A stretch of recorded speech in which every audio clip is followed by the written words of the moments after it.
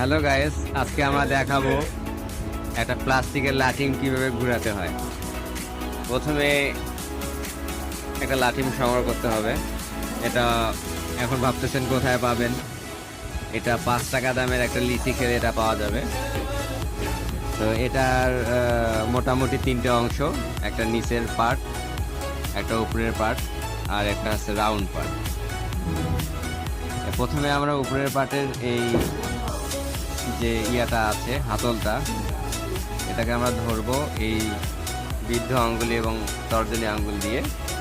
দেওয়ার পর এটাকে আমরা একটা প্রেসার দিয়ে একটু চাপ দিব, তাহলে এটা ঘুরবে। ধন্যবাদ।